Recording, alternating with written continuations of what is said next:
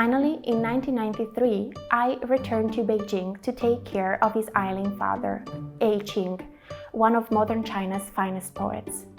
In this period, he built his own studio house in the village of Zhaochangdi, on the northeastern edge of Beijing, which marks his first architectural project in the city.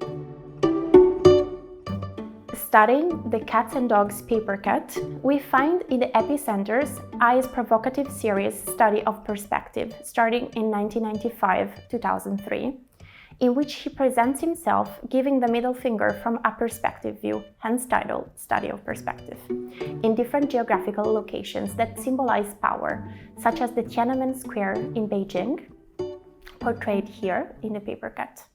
Other locations include the Piazza San Marco in Venice, the Eiffel Tower in Paris, or even the Mona Lisa. Through this work, 𝑖 reminds us to continue to exercise our rights as citizens, hold our values high, and not be afraid to disagree with the government and other executors of power. This is why 𝑖 points to buildings and not to people. A very popular series, especially with museums, such as the Museum of Modern Art, which have added works from this series to their collection. In the commercial market, a set of 8 gelatin silver prints measuring 50 by 60 centimeters sold for $85,000 at Phillips Auction House in 2007. Moving higher, one can spot the word fuck, which is another familiar trope of 𝑖's Beijing years, initially spelled as a huge neon sign in his studio garden. His own company was named Fake Design. In Mandarin, the word fuck is pronounced Fakè, fake. And on the side, left and right, one can find cats sitting on chairs and other furniture pieces.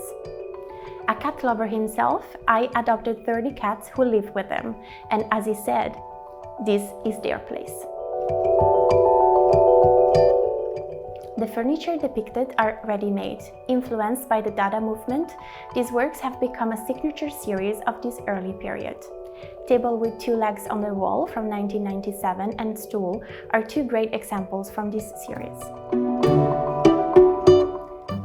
Another iconic piece is Han Dynasty urn with Coca-Cola logo from 1993 that entertains the idea of iconoclasm, globalization, and Chinese cultural change. 𝑖 powerfully strips the object of its original value and rebrands it as contemporary commodity. A single Coca-Cola vase has sold for almost $500,000 at Christie's London, and of course, a set of those can go up in the million range. The composition of these works are depicted here as they would be displayed in the studio, chaotically surrounded by animals.